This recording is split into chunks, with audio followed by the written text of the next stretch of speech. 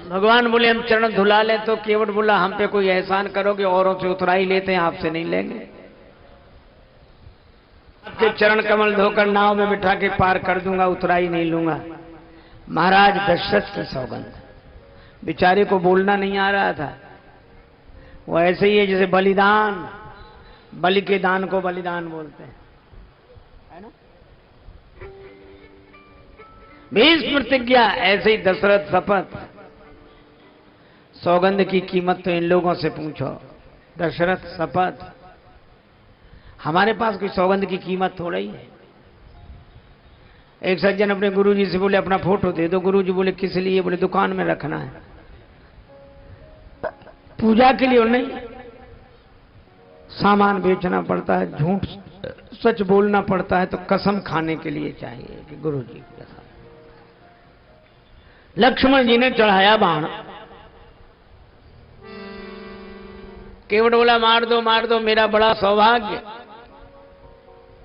मरूंगा हाथ से किसके जो श्री रघुवीर का प्यारा है, और मरूंगा किस जगह जहां निर्मल गंगा की धारा है, और मरूंगा सामने किसके जिनका दास होता हूं, मरूंगा किस खता पर पांव करुणा निधि के धोता हूं। अगर इन पद पंकजों पर प्राण खो जाएगा केवट, तो मरकर भी जमाने में अमर हो जाएगा केवट। राघव चरण धुला लो, ये आन है हमारी, दशरथ शपथ की सुन लो, सौगंध है तुम्हारी। भैया लखन तुम्हारे त्योरी चढ़ा रहे हैं, सारंग के इशारे पर मुझको डरा रहे हैं। चलने की यहाँ एक भी ना डपट डांट है, क्योंकि ये अयोध्या नहीं गंगा का घाट है।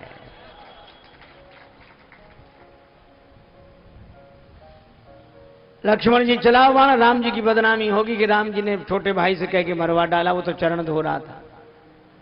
लक्ष्मण जी ने सोचा इसलिए थोड़े ही आए हैं कि भगवान की बदनामी कराएं,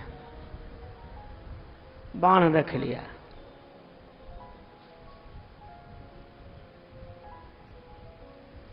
पर केवट की इस अटपटी बात पर भगवान तो हंस रहे हैं, और जो नहीं हंस रहे हैं उनकी तरफ देख रहे हैं। बेहसे करुणा ऐन चितय जान की लखन तन। आज पता नहीं हम लोगों की जिंदगी कैसी हो गई, हम लोग हंसना ही भूल गए। सचमुच जब हमारे जीवन में हंसी नहीं रही, हमें हंसना ही नहीं आता। इसीलिए तो पार्क में जाके सवेरे सवेरे योगासन कराने वाले झूठी हंसी, हंसो हा हा हा हा हा, उसका कोई मतलब क्यों? याद दिलाते कि हंसी चली गई। अच्छा आप लोग इतने बैठे हो, पुरुष और देवियां, ये महापुरुषों की छत्र छाया में हम लोग बैठकर कथा सुन रहे हैं। आप हमें एक बात बता दो, आपके यहां रहने वाली बकरी प्रसन्न हो, गाय प्रसन्न हो, घोड़ी प्रसन्न हो, इनको प्रसन्न होते तो आपने देखा होगा, पर इन्हें हंसते देखा? किसी ने कहा कि आज रात को हमारी बकरी खूब हंसी, हा करके हंसती नहीं, हंसी। गाय माता भी हंसती नहीं है। अरे संसार का कोई पशु पक्षी नहीं हंसता, ये हंसने का मौका केवल आदमी को मिला है, केवल आदमी को। एक बात आपने देखी होगी, आदमी सिर ऊपर करके चलता है और जानवर सिर झुकाकर चलते हैं। जानवर सिर झुकाकर चलते हैं, आदमी सिर ऊंचा करके चलता है। मानो वह मनुष्य से कहता है कि एक तुम हो जो सिर उठाकर चलते हो, हम सिर झुकाकर चलते हैं। पर ऐसा काम करना, सिर उठाने का मौका तो मिला है, पर ऐसा काम न करना कि ये फिर सिर झुकाने का मौका मिले।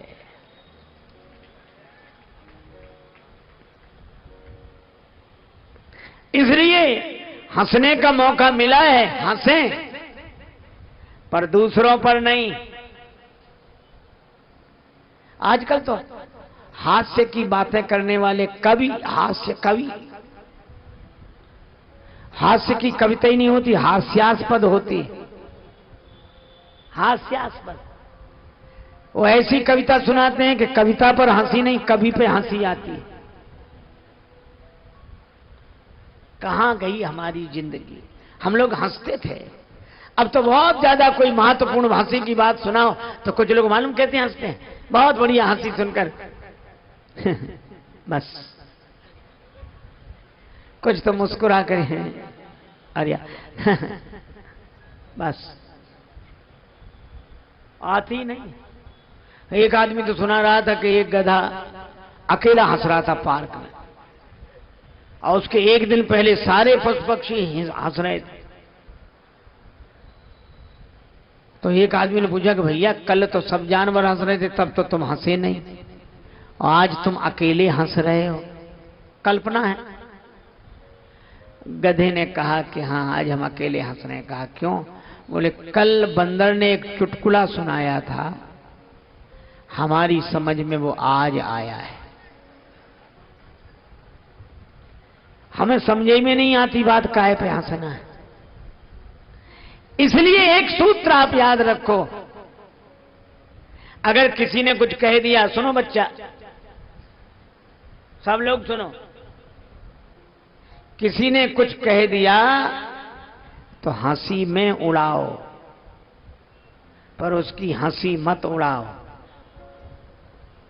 किसी की हंसी मत उड़ाओ, कोई बात हो तो हंसी में उड़ाओ।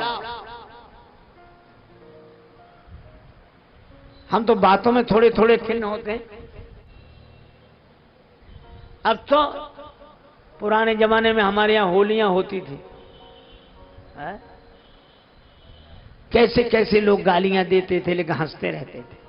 विवाह में गालियां होती हैं, हम हंसते रहते हैं। इसलिए थोड़े थोड़े में भिनभिनाना भोड़ नहीं, और प्रतिकूलता में भी थोड़ा सहन करने की शक्ति। एक हमारे पास सज्जन थे महाराज, वो ऐसे कहते हम कहां चले जाएं, कैसे चले जाएं, हम अकेले कभी निकले ही नहीं, हम बड़े सुकुमार हैं, कहां चले जाएं, और छोड़ दे तो अकेले चले ही जाएंगे। कई बार आए गए। एक बार बोले हम बड़े सुकुमार हैं। अरे उनका सुकुमार नहीं, कमजोर हो, ये कहो कमजोर। सुकुमार माता पार्वती हैं, अति सुकुमार नतन तप जोगु, लेकिन तपस्या आरंभ कर दी शिव जी का नाम लेकर। कमजोर कुछ नहीं कर सकते। एक आदमी का हुआ विवाह, घर लौटा, दोपहर का समय, जून का महीना, मां ने हृदय से लगाया, बेटा बहू को लेकर आया। मां बोली और बेटा, और तो ठीक है मम्मी, नहाना है। मां बोली तो नहा ले। बोले गर्म पानी कर दो, ठंड लग रही। जून के महीने में दोपहर को 12 बजे जवान आदमी, ठंड लग रही है। उसकी पत्नी ने सुना तो चूड़ियां फोड़नी शुरू की। सास बोली कुलच्छनी ये क्या कर रही है, चूड़ियां काहे को फोड़ रही है? पत्नी बोली माता जी हमने सोचा कि जो कल करना है सो आज ही करें। जिनका जून में ये हाल है ये जनवरी में बचेंगे?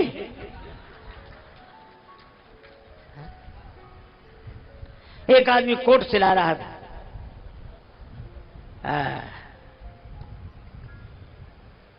ये हमारा राधे श्याम बड़ा अच्छा दर्जी भी है, इसके अलावा वो भी करता है। कई कलाएं हैं लेकिन ये कला इस समय प्रमुख है, इसीलिए तो ये बड़ा कलाकार है।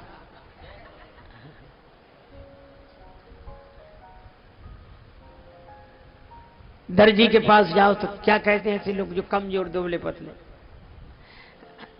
कोट का नाम, हाँ, मुड्ढे जरा ऊपर कर दें, मुड्ढे, ये कंधे ऊपर। कैसे हो जाएंगे ऊपर जब है ही नहीं? तो एक काम करना, क्या रुई डाल देना, बकरम कहते हैं, बकरम रुई डाल देना। हाँ, अब उसमें भीतर तो कुछ है नहीं, रुई भरी, कंधे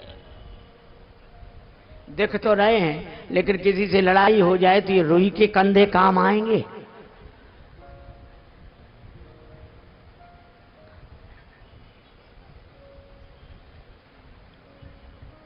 राम जी मुस्कुराए और उनकी ओर देखकर मुस्कुराए जो नहीं मुस्कुराए थे, श्री सीता जी और श्री लक्ष्मण जी की तरफ देखकर के तुम भी मुस्कुराओ। ये तो परिस्थितियां हैं, होता ही रहता है। भगवान अगर अवश्य पार जाना हो तो मुझे चरण धोने के लिए कहो। भगवान ने सोचा वाहने से कह दे, सोई कर गई तो नाव न जाए। केवट बोला सोई करो नहीं, साफ साफ कहो। प्रेम पराधीन प्रभु ने कहा ले आओ चरण धो लो। केवट उत्साह में आया, बाईं हथेली आगे बढ़ाई, राम जी का दायां चरण रखा और दाएं हाथ से कठौता उठा के जल छोड़ दिया, लगा चरण धोने। ये भूल गया कि भगवान एक पांव से खड़े हैं। बड़ी देर हो गई, भगवान बोले चरण धुला। केवट बोला हाँ महाराज धुला तो, लेकिन गीला चरण धरती पर रख दिया, रज लग गई। केवट बोला दोबारा धोना पड़ेगा, फटी दुपटी से पहुंच तो ले देते।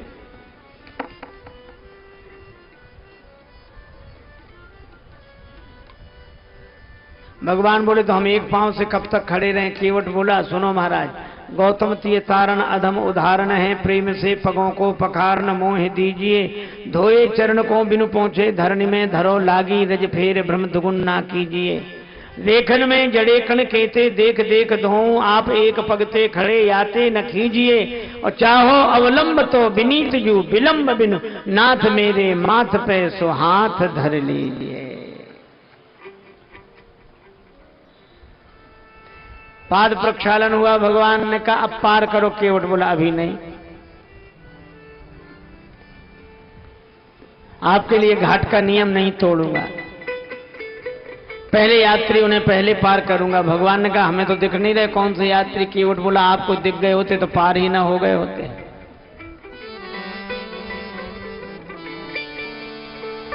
पितर पार करी प्रभु ही पुण्य।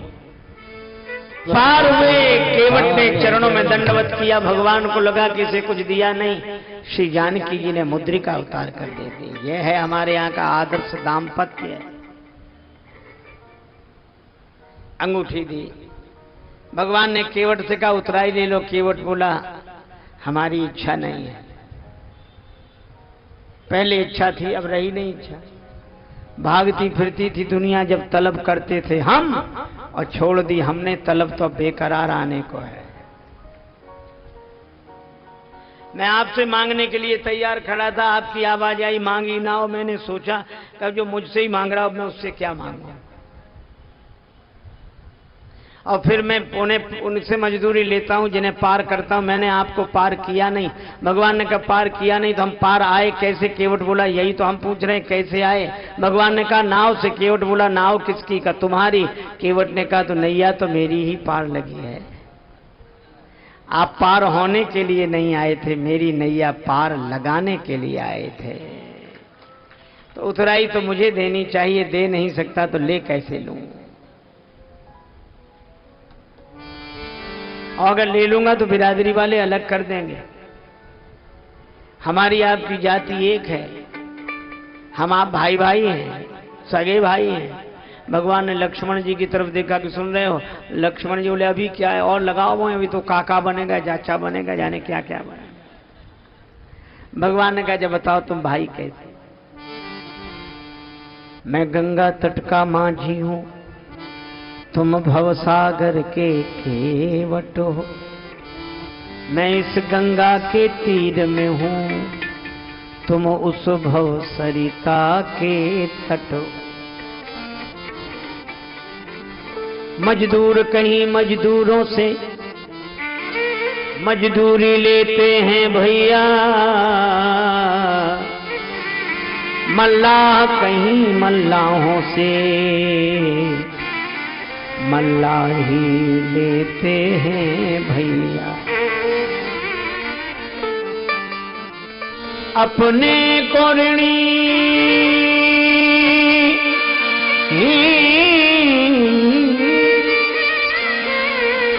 ऋणी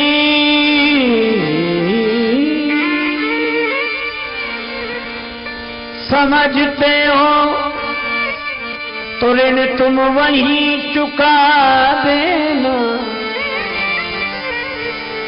मैंने तुमको है पार किया,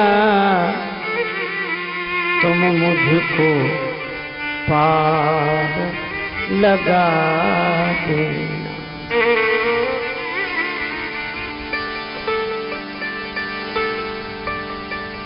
प्रभु आए मेरे घाट, मैंने कर दीने पार, आऊं जब तुम्हारे घाट, पार मोहि उतारे।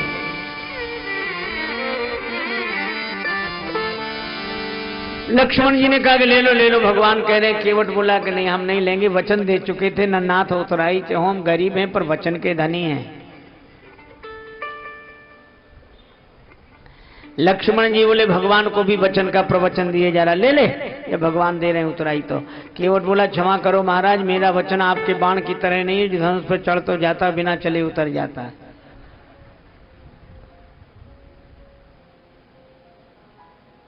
लक्ष्मण जी ने मनी मन सोचा कि ये वचन कौन सा बाण से कम है, प्रभु आप ही करो इससे बात। भगवान ने कहा, श्री जानकी जी की ओर से अंगूठी उतराई ले लो, क्योंकि किशोरी जी कह रही है। अब तो हंसते हंसाते रहने वाला केवट रोने लगा कि मैंने आपके चरण पहले धोए हैं, फिर नाव में बिठाया है, और प्रभु आप यह क्यों भूल जाते हो कि मुझसे पहले भी आपके चरण धोए थे। किसने? महाराज जनक ने आपके चरण धोकर अपनी बेटी जानकी आपको अर्पित कर दी, तो मैं कैसा चरण धोने वाला जो उसी बेटी की अंगूठी उतराई में ले लो।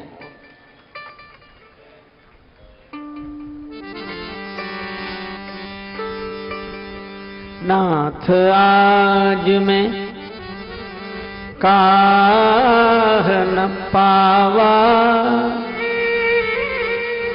मिटे दोष दुख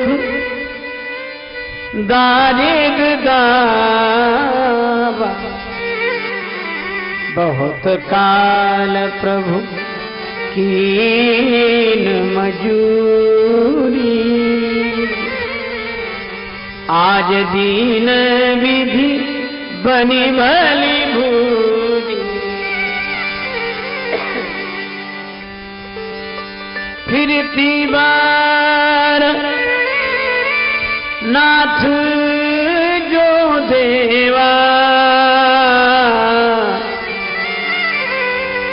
सो प्रसाद हम सिर धरी लेवा।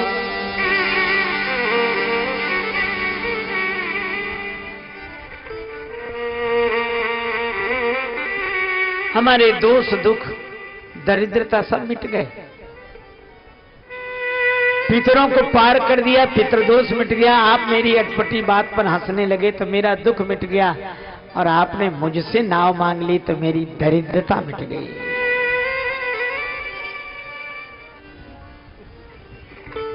मन निर्मल हो केवट की तरह।